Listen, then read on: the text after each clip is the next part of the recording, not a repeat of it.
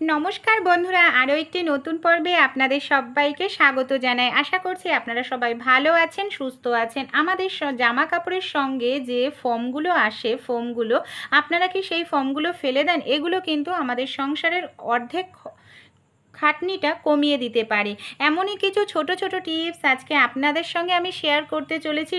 টিপসগুলি আমাদের প্রত্যেক দিনের কাজকে অনেকটা সহজ করে দেবে। বন্ধুরা চলুন তাহলে আমরা টিপসগুলি দেখে নিই। প্রথম যে টিপসটি শেয়ার করছি, আমরা যখন এরকম কোনো ছোট পাত্রের মধ্যে আটাটা চেলে নিই, আমরা অনেকেই আছি মিলের থেকে আটা ভাঙিয়ে এনে খাই। এই আটার মধ্যে অনেকটাই ভুসি থাকে, তাই আটাটা রুটি করার আগে এইভাবে চেলে নিই। কিন্তু এইভাবে চালতে গেলে দেখা যায় ছোট পাত্রের মধ্যে আটাটা পড়ে আমাদের আটাটাও নষ্ট হয়।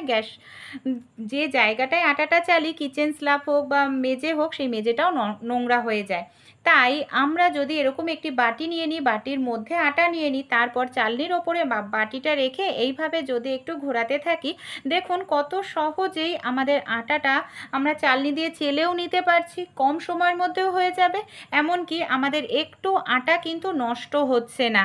দেখুন কিচেন স্ল্যাবে আমার একটুও কিন্তু আটা পড়ে যাচ্ছে না। এই ছোট্ট টিপসটি আপনারাও অ্যাপ্লাই করবেন বন্ধুরা, আশা করছি আপনাদেরও কাজে আসবে। এতে আপনাদের খাটনিটাও কমে যাবে, এমনকি আটাটাও নষ্ট হবে না। পরের টিপসটি তাহলে চলুন দেখে নিই। আমাদের বাড়িতে এরকম অনেক ধরনের লেগিংস থাকে যেগুলো হয়তো ফুটো হয়ে যায় বা ছিঁড়ে যায়, আমরা ব্যবহার করি না। পায়ের দিকটা পুরো ভালো রয়েছে, এরকমই দেখুন পুরনো একটি লেগিংস নিয়ে নিয়েছি। আমি কি করব, লেগিংসের পায়ের দিকটা যেহেতু ভালো রয়েছে না, এই পায়ের দিকটা দেখুন আমি কনুই থেকে হাত পর্যন্ত মেপে এক হাত আমি কেটে নেব। এইভাবে দেখুন আমি কেটে নিলাম। এ দুটোকে আমরা কি কাজে ব্যবহার করব? এখন তো গরমকাল, রৌদ্রের তাপটাও কিন্তু খুবই বেশি, কিন্তু আমরা যখন রৌদ্রে বেরাই হয়তো ওড়না দিয়ে আমরা মুখটা ঢেকে ভালো করে ঢেকে নিই, কিন্তু হাত দুটো আমাদের খালি থাকে। যারা রেগুলার রৌদ্রে যাতায়াত করতে হয়, যেই সব মহিলারা বাচ্চাদের স্কুলে নিয়ে আসা দিয়ে আসা করেন, এমনকি অফিসে যেতে হয়, সেক্ষেত্রে হাতটা পুরো কালো হয়ে যায়। তাই হাতের মধ্যে এইভাবে তো আমরা লেগিংসটা যদি কেটে নিয়ে তৈরি করি, যেটা কিনতে পাওয়া যায় অনেকটা দাম দিয়ে, সেটা কিন্তু আমাদের কিনতে লাগবে না, বাড়িতেই তৈরি করে নিতে পারবো। এমনকি আমাদের হাতটাও রোদে পুড়বে না, হাতের যে অরিজিনাল কালার সেটাই থাকবে। ছোট্ট টিপসটি আপনারা অ্যাপ্লাই করতে পারেন বন্ধুরা, আশা করছি এই টিপসটি আপনাদের কাজে লাগবে। ভালো লেগে থাকলে অবশ্যই একটি লাইক করবেন। চলুন তাহলে পরবর্তী যে টিপসটি আছে সেটি আমরা দেখে নিই। ছাতা আমরা প্রত্যেকেই ব্যবহার করি, গরমকালে তো আরও বেশি ব্যবহার করা হয় ছাতা। কিন্তু ছাতার যে বাঁধার জায়গাটা থাকে, অনেক সময় দেখা যায় সেটা হয়তো আমাদের ছিঁড়ে যায় বা হারিয়ে যায়। সেক্ষেত্রে ছাতাটা আমরা যতই সুন্দর করে গুছিয়ে রাখি না কেন, ছাতাটা কিন্তু সেই এলোমেলো হয়ে যায় একেবারেই। আর এটা কিন্তু ভীষণই বাজে লাগে যখন ব্যাগে আমরা নিয়ে যাই কোথাও, একটা ছাতা পুরো ব্যাগ জুড়ে থাকে, দেখতেও বাজে লাগে। তাই আমাদের বাড়িতে যদি এরকম কোনো ছোট চুড়ি থাকে, চুড়ির সাহায্যে আমরা খুব সহজেই ছাতাটাকে এইভাবে গুছিয়ে রাখতে পারবে। আর যদি চুড়ি না থাকে, কারণ চুড়ি তো আর প্রত্যেকের বাড়িতে থাকে না, সেক্ষেত্রেও কিন্তু কোনো টেনশন নেই। আমাদের প্রত্যেকের বাড়িতেই রাবার ব্যান্ড কিন্তু এরকম ধরনের থাকে। এরকম একটি রাবার ব্যান্ড নেবেন, রাবার ব্যান্ড আপনার ছাতার মধ্যে পরিয়ে রাখবেন, দেখবেন ছাতাটা সুন্দর গোছানো থাকবে। কোনো রকম ছাতার হ্যান্ডেল যদি ছিঁড়েও যায়, কোনো রকম অসুবিধা হবে না। ব্যাগের মধ্যে নিলেও অল্প জায়গার মধ্যে ছাতাটা কিন্তু রাখা হয়ে যাবে। বা বাড়িতেও যদি কোথাও গুছিয়ে রাখেন, এইভাবে দেখতে সুন্দর লাগবে, গোছানোও থাকবে জিনিসটা। চলুন তাহলে পরবর্তী যে টিপসটি আছে আমরা দেখে নিই।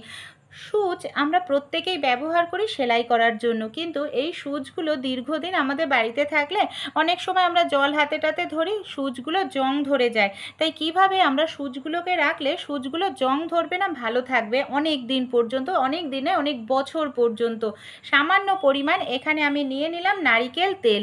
সুচের গায়ে যদি খুব ভালো করে এইভাবে নারিকেল তেল মেখে রাখা যায়, তারপর দেখুন এরকম একটি আমি ছোট্ট ক্রিমের কৌটো নিয়েছি।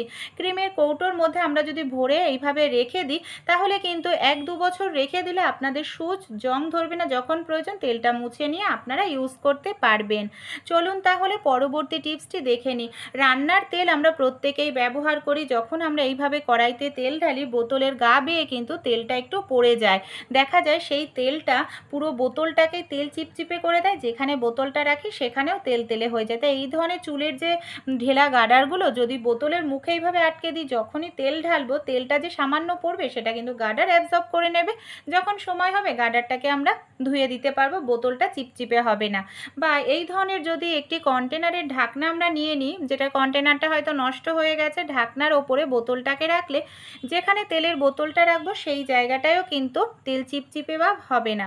চলুন তাহলে পরের টিপসটি আমরা দেখে নিই। গরমকালে আমরা যখনই বাইরে বেরোই জলের বোতল কিন্তু ক্যারি করি, কিন্তু আমাদের বাড়িতে যে পুরনো লেগিংস রয়েছে, দেখুন লেগিংসের পায়ের দিকটা ভালো ছিল বলে আমি কেটে নিয়েছি। এই লেগিংসটাকেই কিন্তু এইভাবে বোতলের গায়ে যদি পরিয়ে দিই, ফ্রিজে ঠান্ডা জল নিয়ে গেলে তাহলে কিন্তু বন্ধুরা অনেকক্ষণ পর্যন্ত জলটা আমাদের ঠান্ডা থাকবে, এমনকি আমরা খেতে পারবো বাইরেও ঠান্ডা জল রৌদ্রের মধ্যে।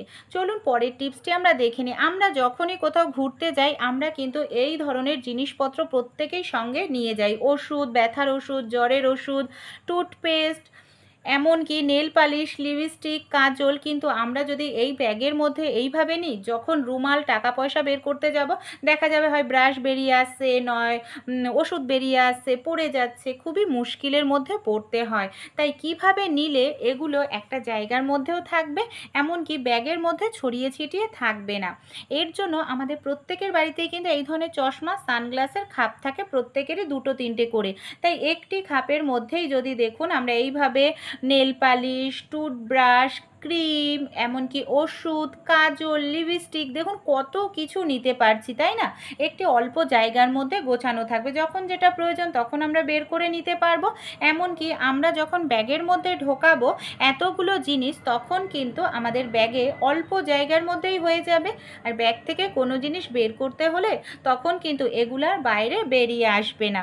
তাই ছোট্ট টিপসটি যদি আপনাদের একটু উপকারে আসে, অবশ্যই আপনারাও বন্ধুরা অ্যাপ্লাই করে দেখবেন। চলুন তাহলে পরের টিপসটি আমরা দেখে নিই। রান্না করার পর আমাদের কম বেশি প্রত্যেকেরই কিন্তু কড়াইয়ের হালটা এরকম হয়ে যায়, ঘষা মাজা করতে লাগে। তাই খুব সহজেই কিভাবে পোড়াটা তুলতে পারবো। এখানে দেখুন আমি নিয়ে নিয়েছি মাটির যে প্রদীপ থাকে, সেই প্রদীপ নিয়ে নিতে পারেন, কিংবা দইয়ের হাঁড়ির ভাঙা নিয়ে নিতে পারেন, একটু গুঁড়ো করে নিলাম।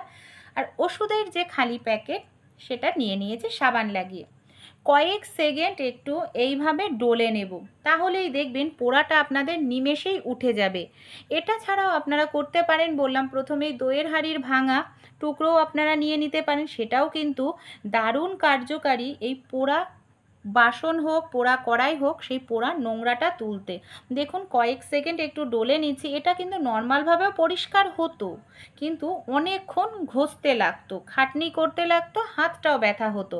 সেক্ষেত্রে দেখুন কত সহজেই দেখতে পাচ্ছেন পরিষ্কার হয়ে যাচ্ছে, একেবারে পোড়াটা কিন্তু উঠে গেছে। এবার আমি আপনাদের জল দিয়েও এটাকে ধুয়ে দেখাচ্ছি। জল দিয়ে ধোয়ার পর রেজাল্ট কিন্তু আপনাদের সামনেই রয়েছে বন্ধুরা।